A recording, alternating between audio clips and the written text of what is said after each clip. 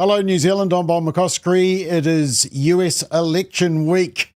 We could have a new president by the end of this week. That'll be interesting if they can figure out who it is. But welcome to Straight Talk. This is episode number 62. And tonight we discuss, should we let in Candace Owens into New Zealand? They won't let her into Australia. Mike King's comments about alcohol and mental health. Why are Pacifica families struggling as per a recent Salvation Army report?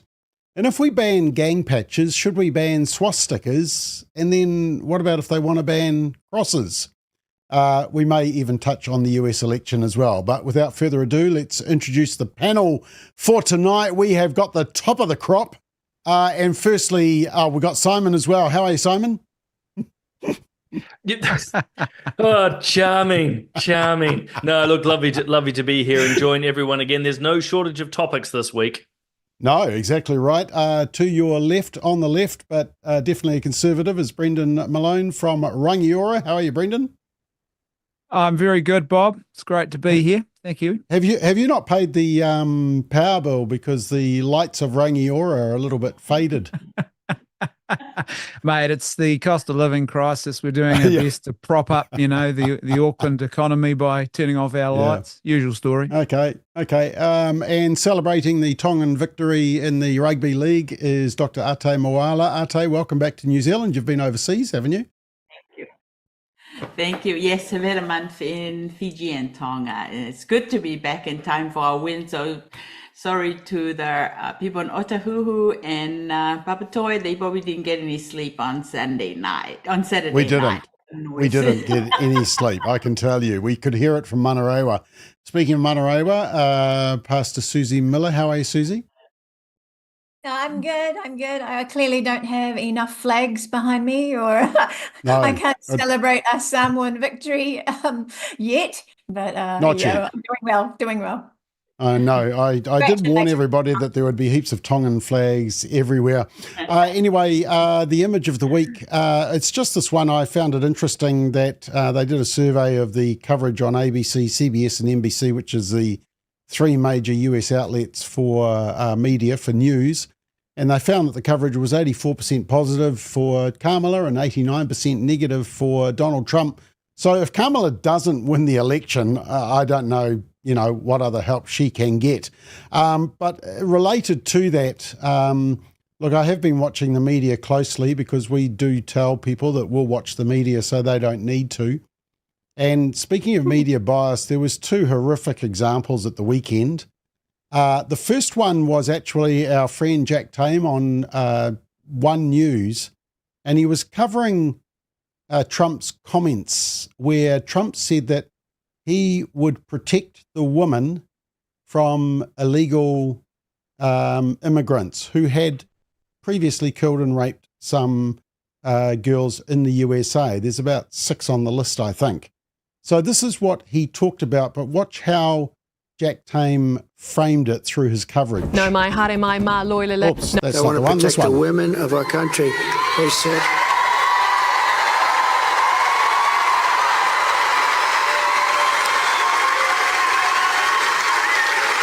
They said, sir, I just think it's inappropriate for you to say.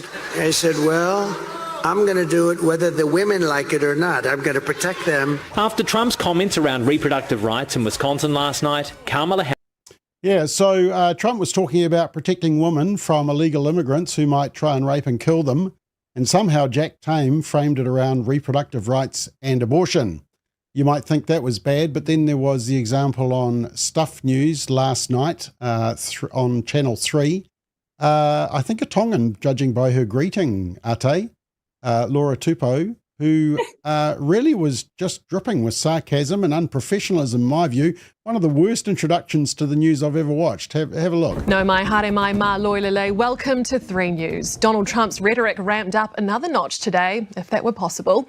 He described his Democratic opponent, Kamala Harris, as a weak and foolish woman and said voters should not put her in the White House because she will, and I will quote, get overwhelmed, melt down, and millions of people will die, perhaps.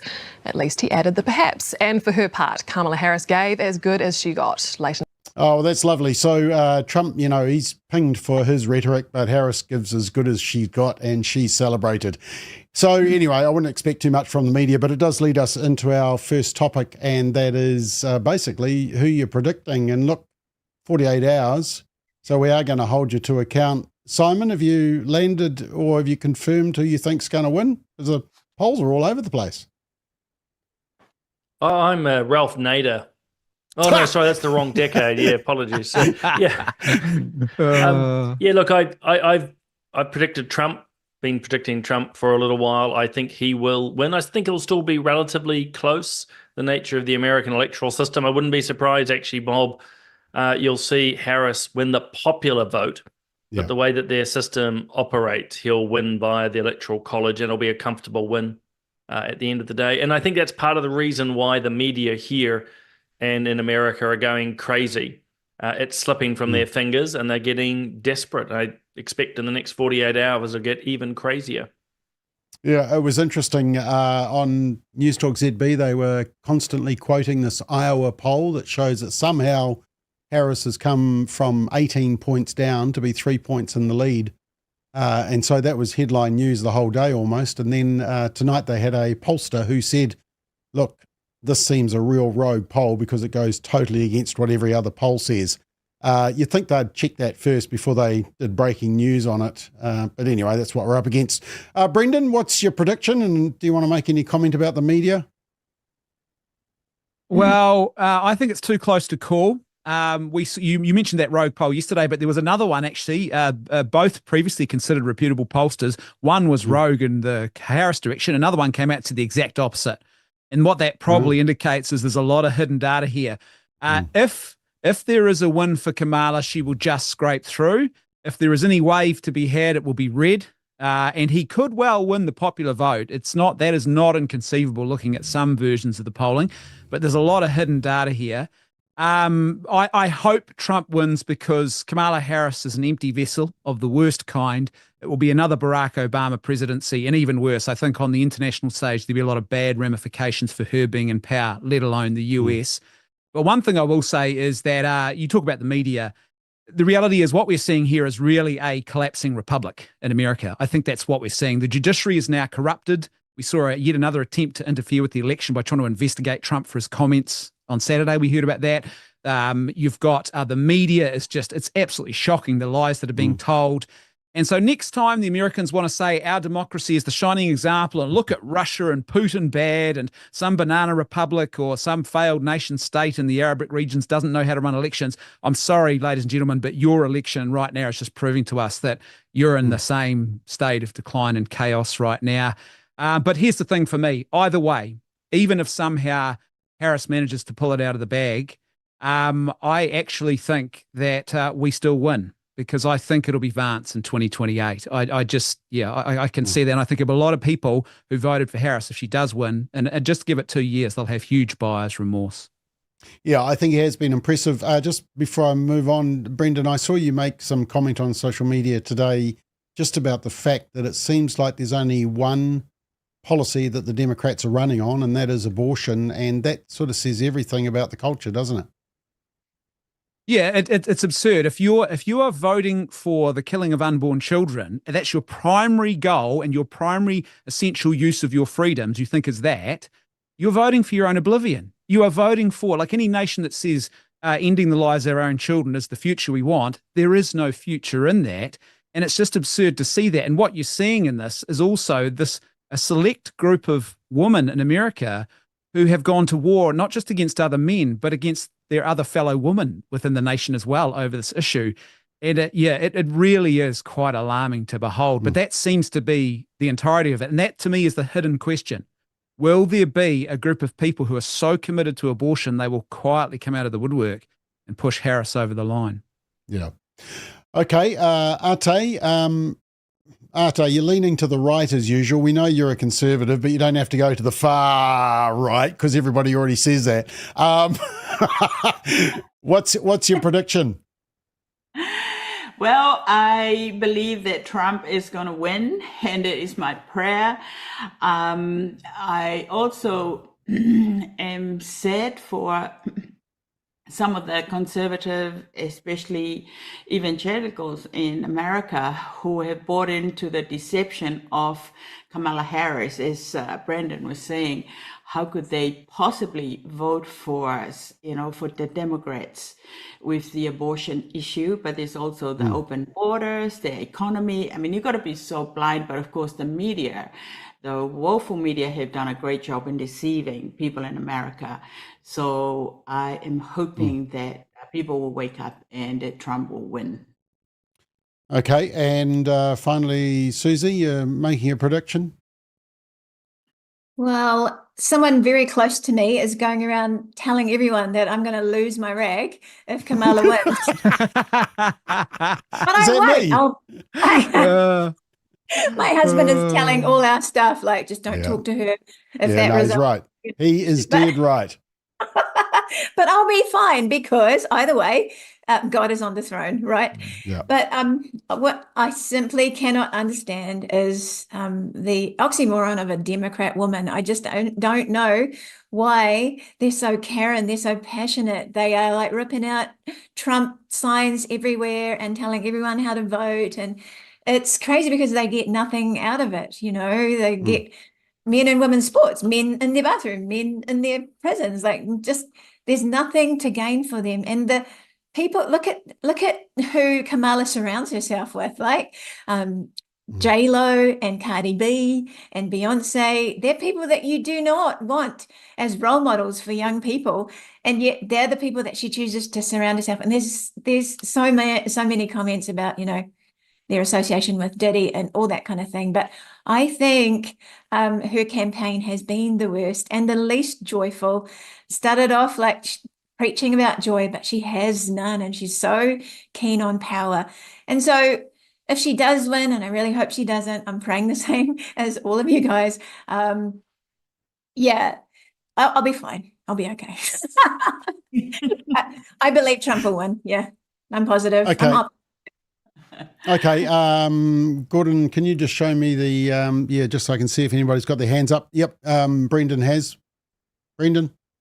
Well, or is that from the test? Oh, no. I'm still trying to figure out the technology. No, I did want to put my hand up.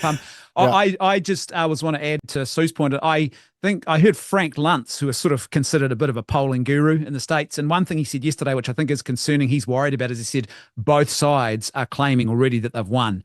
And that is a potentially problematic, sort of explosive flashpoint. So Trump wins and all the loonies come out on one side. Trump doesn't win, and you get people who perhaps come out on the other side in a way that's not good. And that will be something to keep an eye on, I think.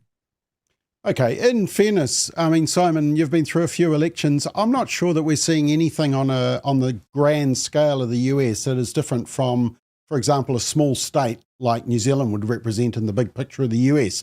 I mean, we've seen signs being destroyed. We've seen this division.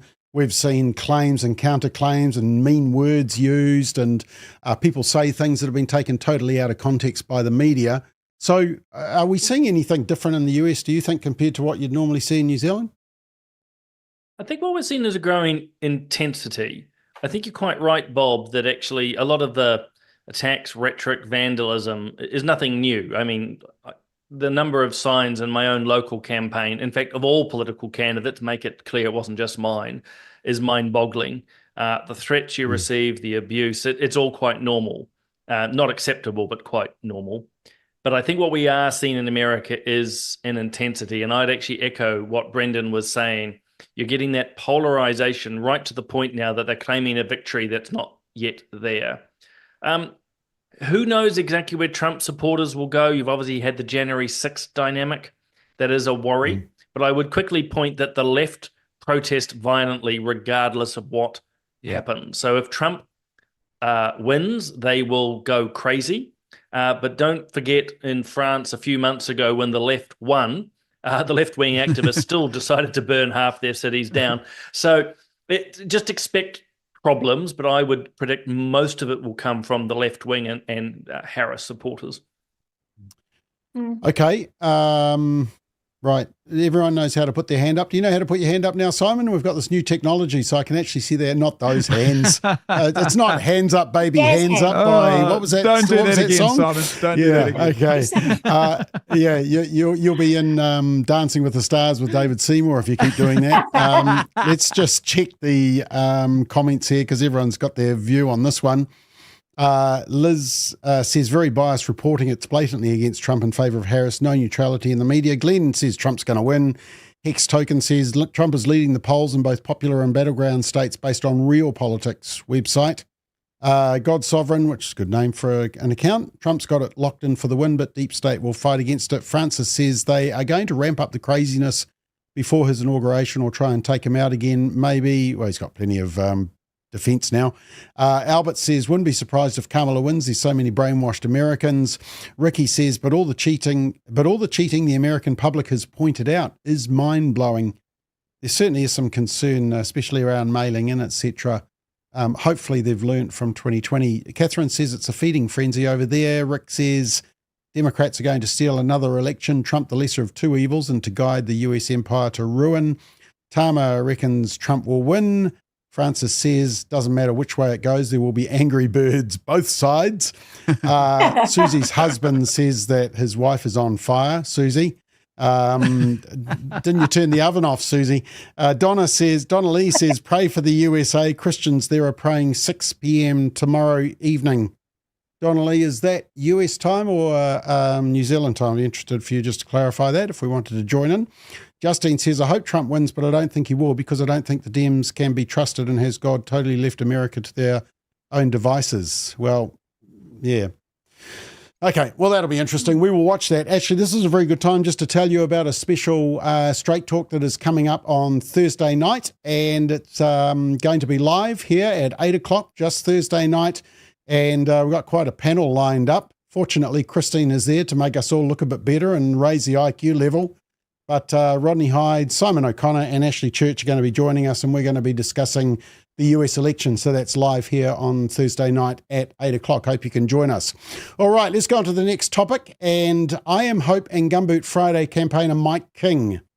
Boy, there was a lot of furor around these statements, weren't there, last Thursday, Friday. And of course, it was around Gumboot Day as well. And he said that alcohol is a solution for people with mental health issues. And of course, he's had $24 million in government funding. That's been criticism around the procurement process of how he got that funding. And I might ask you a bit more about that, Simon, because you'll know the system. But just a little bit of background just before we get into this discussion. So this was Chris Hipkins' immediate response. I don't know any mental health experts who would argue that alcohol is a solution. There is no way that alcohol is a solution to mental health issues. Alcohol is associated with poorer mental health outcomes and also with suicide risk. Gumboot Friday's been in the spotlight after the coalition government cherry-picked the organisation and handed it $24 million of taxpayer money to deliver counselling. Labor wants its funding paused. Okay, so they want the funding paused, but Christopher Luxon, he was keen to defend Mike King. Yeah, well, what I'd say is Mike's tried to put some context around his remarks. There's no doubt about it. Alcohol harm's a major issue here in New Zealand, but we are very supportive of the work of Gumboot Friday. To the fact that 15,000 young people are getting their free counselling is actually really special. So I appreciate the opposition want to make it a political issue. I just say I wouldn't play politics with youth mental health. Okay, so he's saying that the evidence is more important than maybe some wrong statements. Before I come to you, panel, to be fair, Mike King actually went on Facebook and basically clarified what he was saying. And I just want to play it in context. I've just taken out a little bit in the middle because it just was sort of additional stuff. But I think it's important that you hear his actual reasoning behind what he was saying before we comment. So this is what he said. First and foremost, I did not say that drugs and alcohol are a cure for mental health problems. But by the same token, for a lot of us, they are not the cause of mental health problems either. So, First and foremost, I was contacted by Heather Duplessis Allen to give my comments on a group of young people who are running a fashion show in Dunedin who wanted to raise funds for a suicide prevention trust who couldn't get a license. They were refused a license because the police said you can't have alcohol associated with suicide. And for me, I thought that was nanny state overreach. Is that same standard going to be applied across the board? So, is the Heart Foundation no longer able to serve alcohol? Because we know that the correlation between heart disease and alcohol. As the interview went on, I explained to Heather that drugs and alcohol were not a problem for me as a former drug addict and alcoholic. In fact, they were the solution to my problem. And to put that in further context, what I meant by that was my problems with mental health were an overactive inner critic, that little voice in my head that was constantly questioning my self-worth and constantly questioning why I was hanging on to life. Most people have a normal inner critic, but mine's like a crying newborn baby with colic, screaming hateful messages 24/7. And getting wasted was like escaping from myself. It's like moving into the lounge and getting away from myself and giving me some peace. I could still hear the baby crying, but it was at a distance where I could actually live with. Unfortunately, it's a temporary solution because the buzz only lasts 5 or 6 hours, and so after 5 or 6 hours I've got to go back into the bedroom. The baby's screaming louder and I've got a headache. So the only solution for me then was to get wasted again, get wasted again, get wasted again. It's called the relentless pursuit of temporary happiness. I am not advocating or saying that alcohol and drugs should be administered as a means to cure people of a mental health issue. By the same standard, I am also saying that drugs and alcohol are not always the cause of mental health issues. There are no happy drug addicts and alcoholics out there. We use drugs and alcohol as a coping mechanism until something better comes along. Yeah, so it's slightly long, but look, I wanted to play it in context because I'm tired of the media just taking little clips and then people making their judgment, not hearing the full story. So, Brendan, has that helped in any way? What side do you fall on this whole debate? Yeah, I think that there is a bit of a clarification there. I think it's foolish for Labor to come out and say cancel his funding. Why would you do that? If an organisation is actually doing a lot of good work and you've got something, even if it was truly problematic, something he said, the answer is not to actually cut off the funding source that's helping people. That's a foolish reaction. If you've got a leak in your boat, what you don't do is then stop the boat. You carry on and try and fix the leak. And so, that's the first issue. Secondly, the clarifications I think do help. I think he's still grappling a little bit there. One thing I'd say is he's not correct to say that drugs don't cause, because we do know there's plenty of good research that and I've had members of my own family, cannabis could blow you into a mental health spiral that'll be lifelong potentially. So that's not correct. The second thing is, though, that he's right to say that the drugs and alcohol are often not the cause. They can be, and they can exacerbate the problem.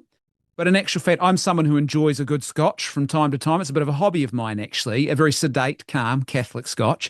And if you've had a day where it's been a little bit, rough or whatever, you sit down, a nice little dram, and that's it. You're not getting drunk. You're not trying to drown your sorrows or anything like that. That's not the cause of the hard day I had. It was other things. And it's likewise, if you've had mental health crisis, you'll know that probably what's happened is the alcohol makes that problem worse. The spiral gets worse. But the actual cause is often not the drugs or the alcohol themselves. But you can have, as the cannabis, that does cause the problem. Okay. Look, this is quite a good panel because we're going to get a viewpoint from a medical side of things, a political side of things, and then a pastoral side of things. So the medical first. Ate, what's your thought on this? I don't agree with him, with Mike King. I can't work out what he's trying to say when he's got this analogy about kids screaming, and definitely not agree with him when he said that drugs and alcohol does not cause mental health issues. So I really disagree with him. And when he started talking about his addiction, what he doesn't admit is that there are many confounding factors. And the problem is not, people like Brandon and those who are, enjoy a glass of wine or a scotch. We've got issues with our young people, in Dunedin. There's so much, it's out of control with our young people. In the universities, they're failing, they're flunking. And, we don't need that kind of waffle. I just find it really difficult to listen to his waffle. Thank you. Okay. I mean, in fairness, you did say that there's a number of contributing issues. And I think, I'm not trying to defend him, but I'm trying to understand what he's saying. He's basically saying, look, it's not necessarily the use of the alcohol that will lead to the suicide that causes the mental illness. I think that's what he's saying. He says you can't just blame the alcohol. Is that a fair argument? Drug and alcohol is a significant issue when we're looking at our young people. The problem we have, the problem is not you enjoying a glass of wine or Brendan. We need to look at the underlying problem with our young people and, with the drunkenness and, to have, him talk like that, I just, I just think he's waffling away, and I think that it's such a waste of money, the investment. Yeah. Okay. A political approach. Simon, there's definitely some sort of smoke around Mike King because the opposition thinks that he got a favour from the government. So how much is this playing into all of it? Oh, it's probably the major factor. If you've been following the news today, there's more stories now about what they're accusing him around greenwashing, that he was putting out pamphlets, I think in the South Island, about is it coal plants and other things. And saying that these are environmentally friendly. And so look, I'm not taking sides on that. But long and short, the National Party's decision and the reporter was correct, to cherry pick his organisation. And look, I think Mike and I Am Hope does great work. Let's just make that really clear. But there are many organisations out there in this space. But Chris Luxon and Matt Ducey cherry picked him and gave him tens of millions of dollars. And as a consequence now, the opposition and the media are focusing in very, very hard. And that's why the greenwashing accusations, his alcohol comment, in fact, even claims of how many councillors he has. I think he says 500. There's suggestions there's fewer. He's just going to be put under the pump now. And actually, that's appropriate for the opposition, as uncomfortable as that is for some people to hear, because actually Luxon's wrong. He's the one who started playing politics, and I'm not trying to pick on him either. But when National chose and cherry-picked one organisation to get funding and bypass the usual process, it made it political. And now the opposition are doing exactly what you expect of them, and they're just going to put the blowtorch onto I Am Hope. Every little blemish, every little problem, until there's some sort of resolution one way or another. That's politics. I just thought it was a little tone deaf, though, for Chris Hipkins to be saying we'll take the funding from Gumboot Friday, which, it's kind of like the Breast Cancer Foundation getting in trouble. So you say, well, let's not support Pink Ribbon Day or whatever it is. I just thought that was a little tone deaf. I can understand the concern about the seeing the evidence of the payments, and there needs to be thoroughness through that process. But to say, let's pull funding from Gumboot Friday, I thought that was pretty harsh, wasn't it? Politically? It is harsh, but that's how politics works these days. The more moderate statements don't get traction. And again, for viewers to understand, I'm not supporting one side or the other here. It's just a reflection of how this operates. But, you've got to be almost unambiguous. It's like when a minister does wrong, the immediate response of the opposition, be it blue or red, is to ask for their resignation. Saying, could they just turn up and give a little apology, just doesn't get the cut through. So you're seeing that polarization in the way that we approach things. But to use your analogy, Bob, if someone like Breast Cancer New Zealand was given, $30 million from a cherry-picked decision rather than a normal procurement process, they'd be going through the same thing right now. This is a consequence of a government campaign. And unfortunately, Mike is now caught in the crossfire. Okay, let's take a pastoral approach. Susie, there's people that struggle with mental illness, and for some, that alcohol, or dare I say, the drugs, can be their little temporary lifesaver until they find the true solution, which we all know what that is. But anyway, before they find that. Yeah, I thought it was interesting he used the word coping mechanism. I would say chocolate and coffee are a coping mechanism.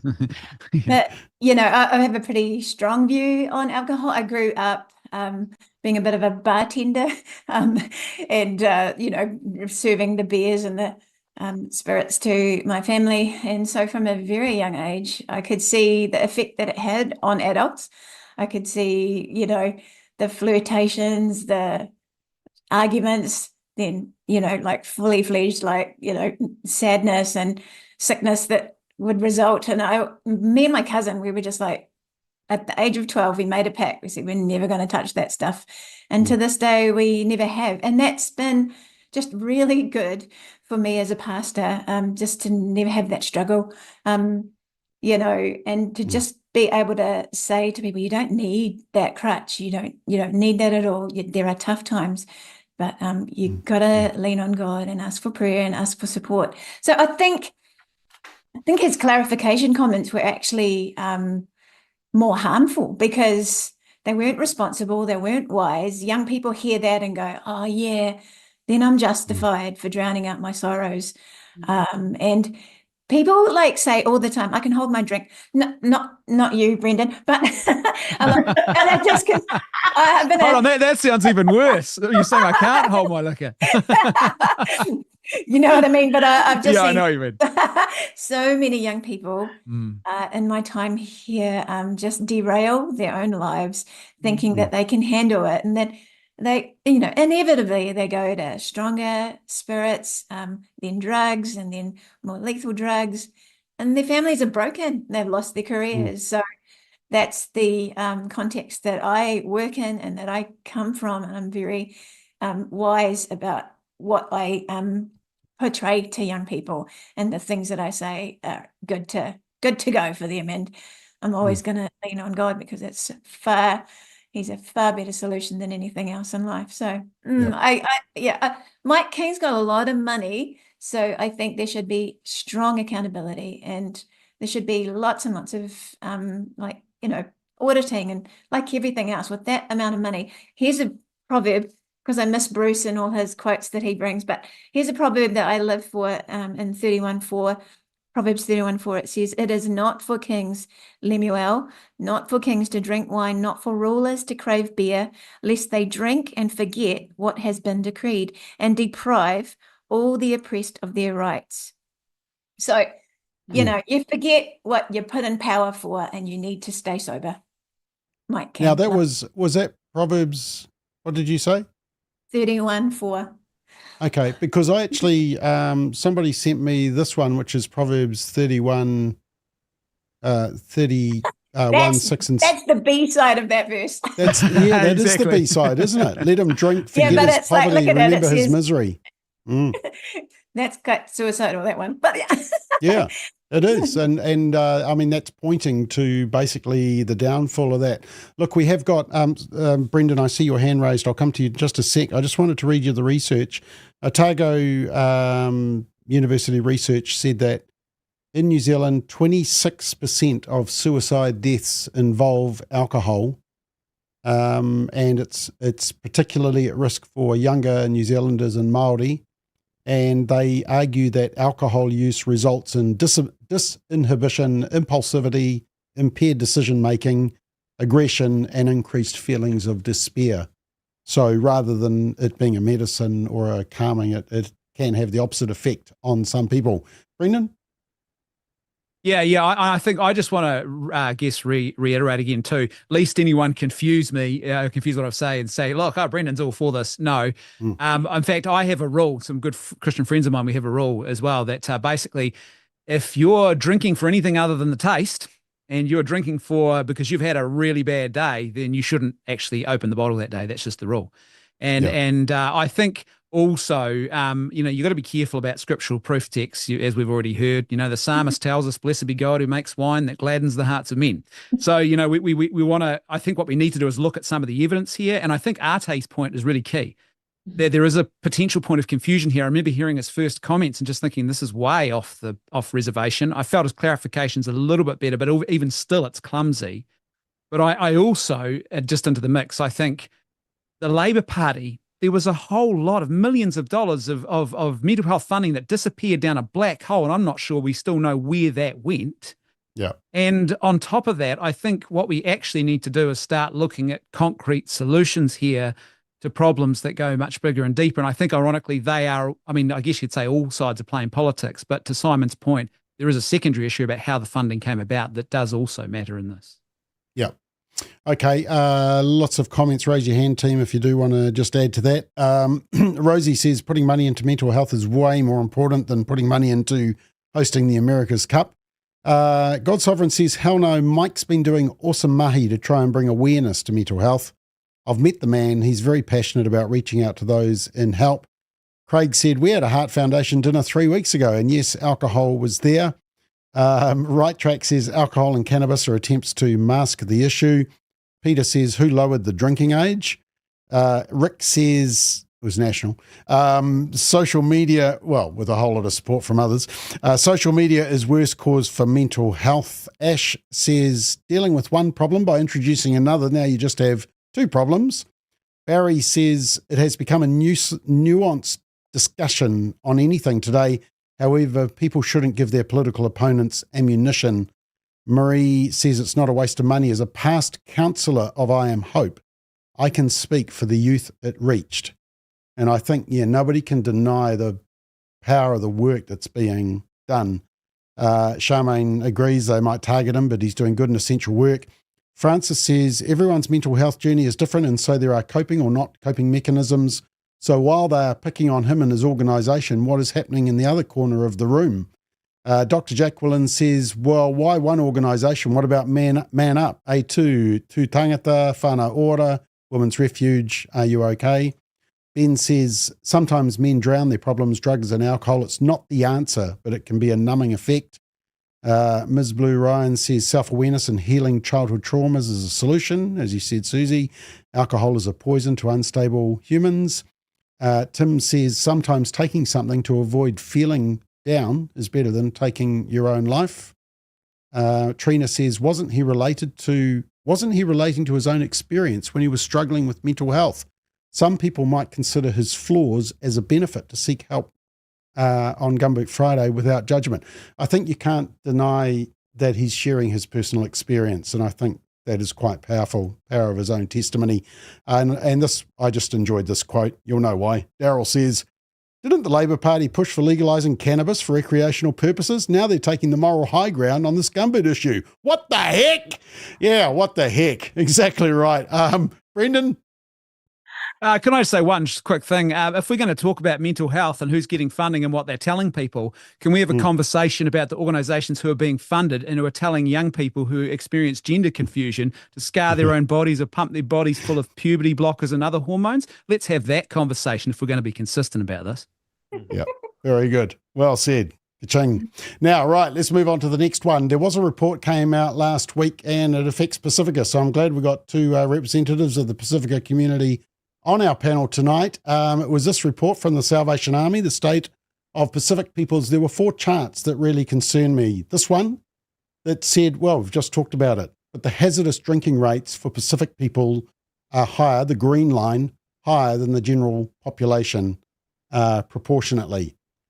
Then there was this graph, green line is Pacific peoples versus the general population. Once again, cannabis use is higher than the general population. Although the good news is it's decreasing for both. Don't tell the Drug Foundation that, it'll wreck their narrative. Percentage of students attending school, more than 90%. down the very bottom, the green and the orange line, Pacific and Māori. So we hear a lot about Māori, but we don't hear a lot about Pacifica struggling in this area. And one more, the orange is victims of family harm amongst Pacifica families. The green line is actual proceedings, basically taking action against it. So it seems we're turning a blind eye. There's a whole lot of data there that really concerns me, and it worries me about Pacifica families, and the high alcohol and the high drug use worries me because, in fact, Pacifica families generally have a lower household income. So that's a huge cost to the families. So, Susie, what's going on here? How can we support Pacifica families? Why are they showing such at-risk stats? Again, I think it's just attempting to numb the realities. I talked to my school principal.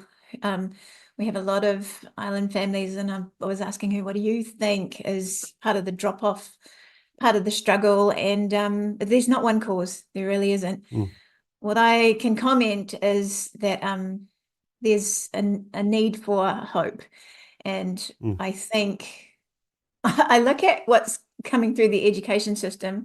So this next generation, my kids are being told that, there were wrongs done to Pacifica peoples in the past, and therefore you should be angry. You should be an activist. Like, I was trying to help my daughter pick her subjects for high school next year, and every single one of her English options and maths options had social activism and, the Pacifica or Māori victim lens. And we need to be telling our Pacifica families that they're not victims. They're perfectly capable of holding down good jobs, of getting a good education, of staying at school until they achieve those things. And, like getting themselves out of a rut rather than just highlighting again and again, listen, this is our tendency, for, dropout rates and all the other stuff. And I think it's just, we need a much stronger positive message. So I recognize as a pastor, there are Pacifica people in church who are coming out of the mainstream, monocultural churches, and they're looking for something more real. You've got this movement away from churches, my generation, and there's been prominent people in media who've said, stuff our old ways, religion hasn't done anything good for our people. So there's that attitude, but there's this other attitude of people just realizing that no matter where they are, they go back to their faith roots and go, no, there's something in what my mum taught me, what my dad tried to instill in me. I need God. So I see these stats and I recognize, okay, that's pretty bad. But I also see people coming back and recognizing we're stuffed. We're really trying to find things to get ourselves out of a rut, and we need God. So yeah, it's sometimes things have to get worse to get better. Okay. Ate, would you agree with that? Yeah, I agree with Susan. We're not turning a blind eye to the problem. We've been quite aware, and of course, as all of us understand, in the past, the strength of Pacifica has been the families, connectedness to the families, to the parents, to the wider family. Unfortunately, just the family ties with the poverty, people are neglecting, just basic stuff, family prayer, family meals, all the stuff that, that Family First talk about. I just came back from Tonga. We had our first national family conference. And, the things that we talk about is, all the issues of abuse, of violence, of sexual abuse, all this stuff here. And I think as Susan said, it's just time to come back together to remind Pacifica families of what were the things that, that help us in the past. We can't embrace the woke stuff now where the kids are confused about, transgender and abortion, this next generation. We just, Pacifica families need to work together with the churches and, rescue our kids again and sit down at home. Fathers need to be at home. Unfortunately for the Tongans, they have these stupid cover stuff where the fathers and the men would go out in the evening and have cover until 3 a.m. So there's no dad at home. So in the past we have our cover ceremonies, which, when it's just a national thing. But now, before church, people are drinking kava right through the night. So no dads at home. I mean, the important role of the fathers that we all know. So we just got work to do. And the answer is not from the government. The answer is not from anybody else. It come right back home. Do the things that work. Family prayer, sit down and talk with your kids and address the problem. And so we need help. Okay, thank you, Simon. It seems at a political level, there's a huge focus on the negative social stats around Māori, which is, warranted and important. But Pacifica don't seem to be sort of left out of that discussion. Is that the case? I wouldn't say they're completely left out of it, but certainly the primary focus, and certainly at the moment, is on Māori needs. And to be fair, there's a lot. So Pacifica comes a distant second, but I would argue it's not forgotten, and a lot of the policy documents will note the needs there. But I'd really echo actually what Ate just said, is actually the solutions will come from within the community, and the more the state tries to intervene, arguably the worse it will become. But there is problems. I mean, you and I talked about this the other day. I think the problems of drugs, alcohol, and abuse are throughout New Zealand. And in my belief, throughout the communities, no matter which way you break it down. I think, to put it rather crudely, a lot of your Pākehā community in the well-to-do suburbs are much better at hiding these things behind their walls.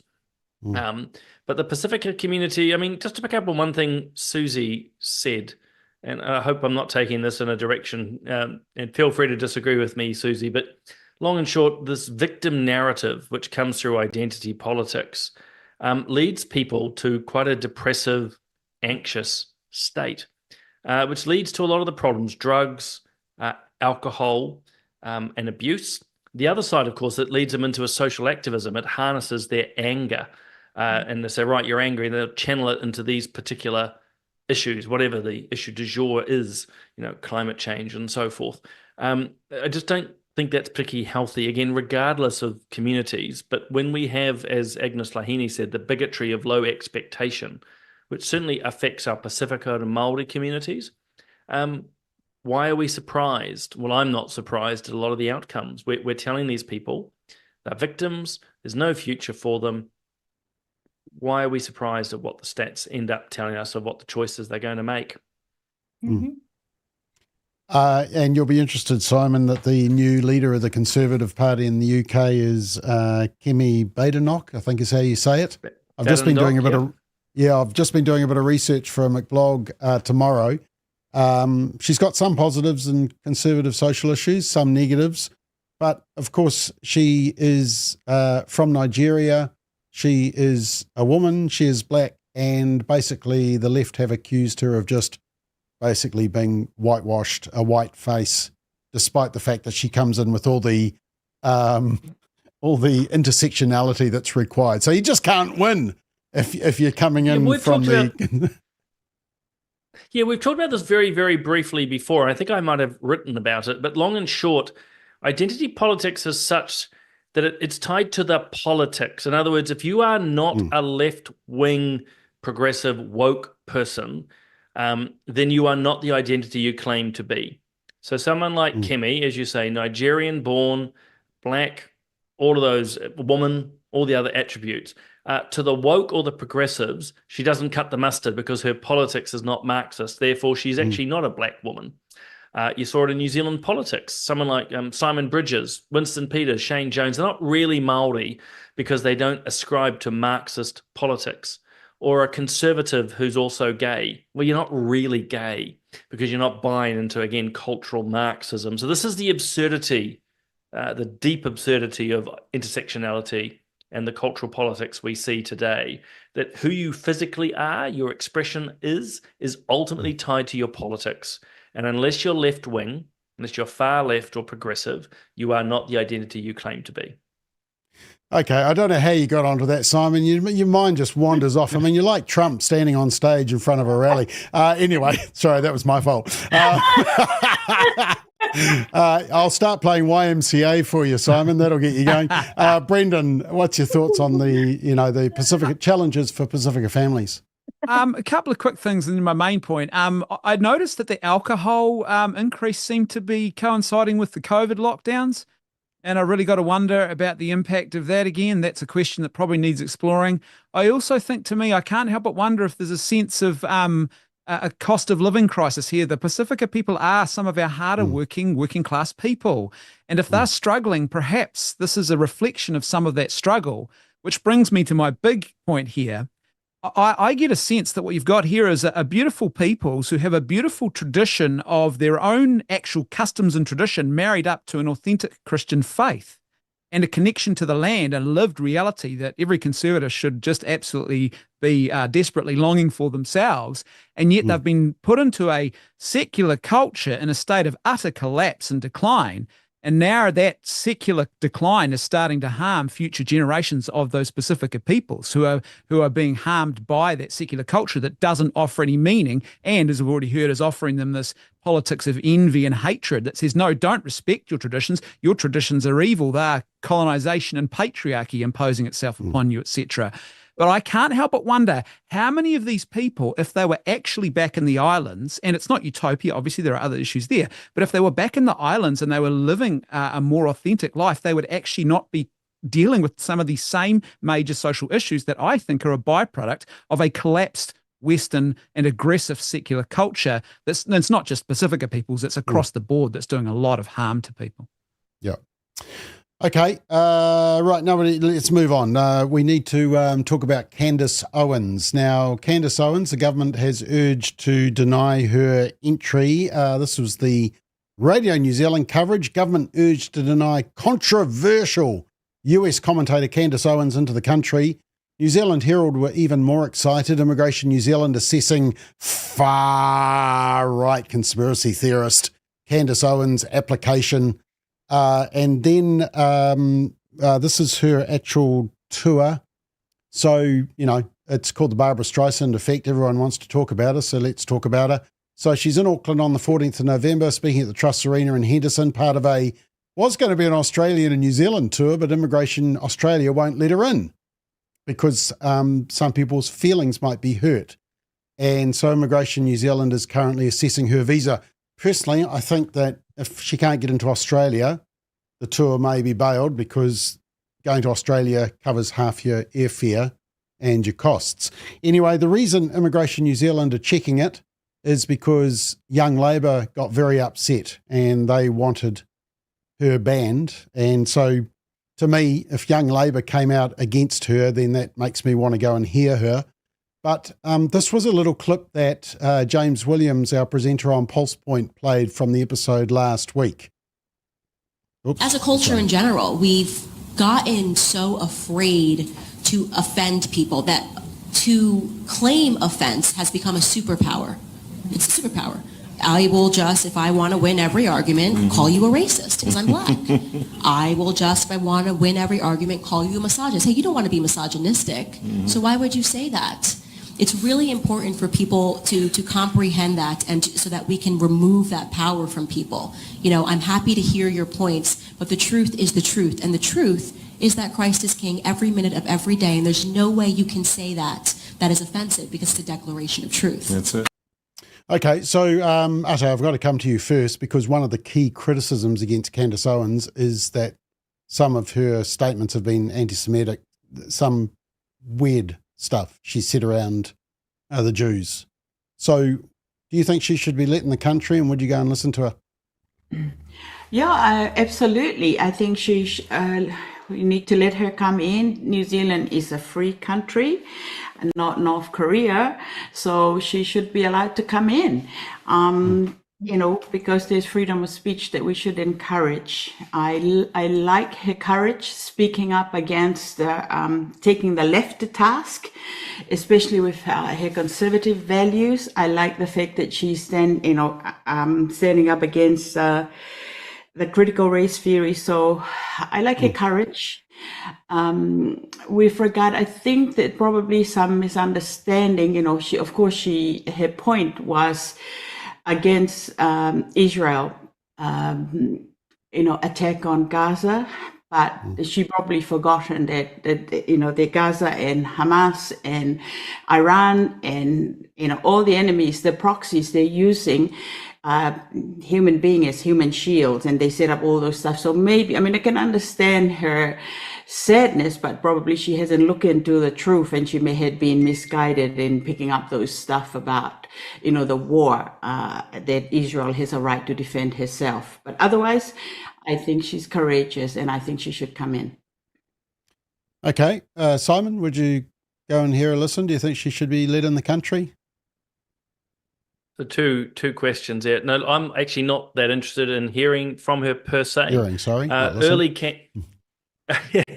Early Candace Owens stuff, some of it I was interested in. I find a lot of her stuff now, be it Israel or moon landings and other things, from here a little bit off the reservation, but she's absolutely free to hold those views, and she's absolutely free to be able to share them. And it's ridiculous that even the question's been raised to whether she should be allowed into the country. And it's a shocker what Australia has done. And, Arte said New Zealand's a free country, and by and large, she's right. But I'd also make the point, actually, this is not unusual in the censorious world we live in now, where actually a number of people, particularly on the right or conservative, are blocked. Because be under no illusion, Bob, there's a whole bunch of radicals on the left who are allowed into this country, but they're never covered by media. But she is, and as you also pointed out at the start, all these little taglines that are put around her to describe her. And it just goes back to my earlier point too. This is a black woman, but is not allowed to be identified as that. She's lost those identities, particularly by young Labour. And you and I talked about this before, and I'm going to phrase it with 3 Bs. They're a bunch of bratty bigots. They are trying to stop a black woman coming in to speak. And maybe the young Labour crowd could sit down and reflect on that. But of course they won't, because she's not the right politics for them. Actually, here we go. Here's a test for the panel. Can anybody name a left-wing radical activist that's been banned from coming into the country to speak? Panelists, anybody who's watching, perhaps you can give us a name, because we can all think of ones from the right-hand side. Candace Owens, we know that Posey Parker, there was a restriction on her coming back for the court case from her being assaulted. There was the guy, Avi, can't remember his surname. There was a Canadian couple who eventually did get in, but there was a big furor. Yeah. So, okay, well, anyway, if anybody can tell me a left-wing activist. Brendan, what do you think? Do you think she should be allowed in, even with some wacky ideas, but some very good ideas? Well, these are always fraught questions, I think. And I tend to land on the side of, if you're going to start sort of controlling who's at the gates and who's not, what standards are you applying? And if all manner of hedonists and atheistic celebrities can come here and hold big, massive town hall events saying how God is toxic and religion poisons everything, how's that not also a social harm and offensive? It's not. These people, they claim offense. It's not about offense. It's about power and control. They want to control the narrative. They want to build a world, and they recognize that if someone comes in like this, who holds sway and currency, who has real influence amongst young people and young women in particular, I should say, that really upsets their control of the narrative and their control of what's going on in our culture. They don't want that. They don't want a future generation of young people in this country going, hey, you know what? We don't have to put up with the madness and the bureaucrats and the leftist ideologues. We can actually go our own way and we can stand up to them. They don't want that. They want your compliance. So it's not about offence at all. It is about power and control. Would I personally go along? Possibly not. But yeah, I'm probably similar to Simon in that regard. But at the end of the day, yeah, I mean, if she's coming here, I think she has something to contribute. Like, even if her and Ate, I think, for example, they were to sit down and converse about Israel, and I'm not saying we should tee this up or anything, but they'd probably have points of disagreement. But, this is the thing. This is what a dialogue's about. Candace does have some valid contributions to make in that space that are also, there's balance here. Yes, Israel has a right to defend itself. Ate is absolutely right. But there also have been some problems with certain conduct. And you've got to have, and the question is, how much should we be funding? And the US is funding a lot of it. There's a bigger debate here. And it seems to me, if you can have people celebrating Hamas and their murderous barbarity, you can't turn around and claim that you're offended by someone like Candace Owens. And yeah, I don't think Young Labour's got too much of a problem with Hamas, from what I understand. No. Actually, there's I was just trying to Google it. Somebody will be able to tell me. Jordan Peterson just had a debate with the atheist, and it's a very good debate. Was it Destiny? Dawkins. No. Richard Dawkins. Oh, Richard Dawkins, yeah. And it was created by Alex O'Connor, young guy. That's right. No relation, but very smart cookie. Also an atheist. Yes. How shocking, one, that an O'Connor is smart, and second, that they actually were able to sit and have a good discussion. Sorry, Simon, I couldn't resist that one.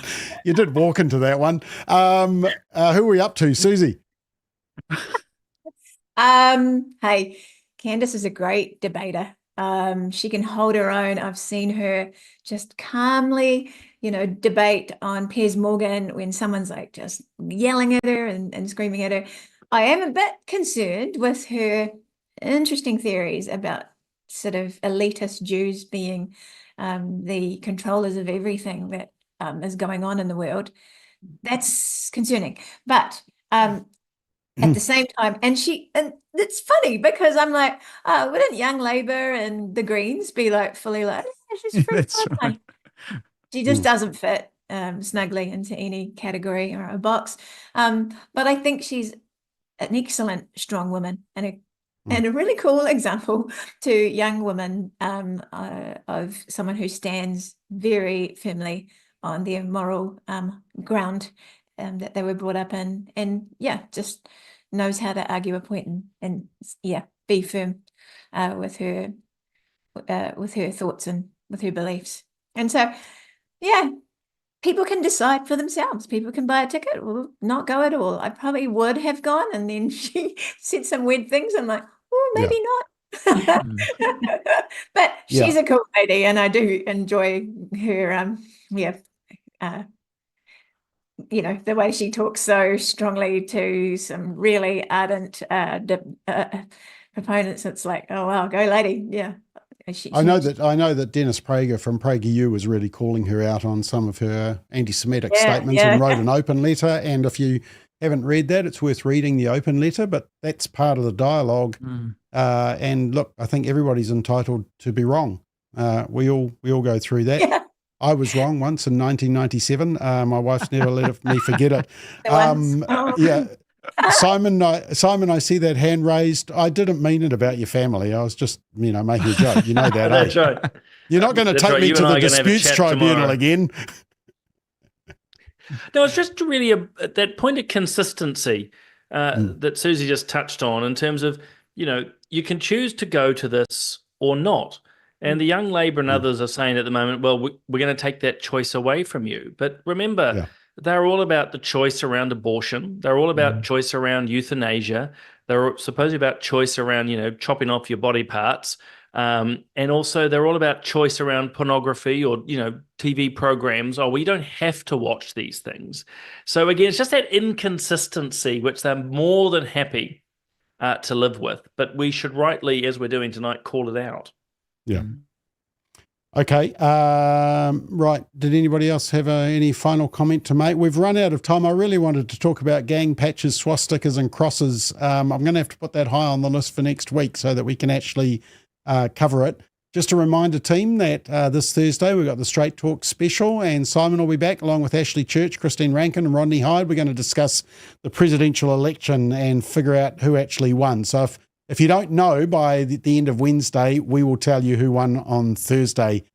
Simon will make a prediction. Simon, tomorrow morning, actually, just before you tell us, I'm just going to take a drink from this cup. Oh, what's that say? That says Solid Ground with Simon O'Connor. How about that? We're making the when you've got a cup, when you've got your own cup, you know you've made it. Woo! So where's the Straight Talk cup? Oh, there's the Goodness, Truth and Beauty cup. Very nice.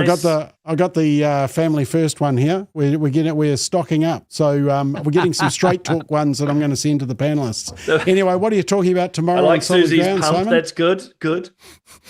We'll be covering a bit of US politics, but we'll be covering some of the latest political announcements. Actually, queries around MPs' expenses. And also discussion around the new maths curriculum. So a whole array of topics, but the encouragement is to people to tune in, fire through your questions and thoughts. 8 a.m. tomorrow morning.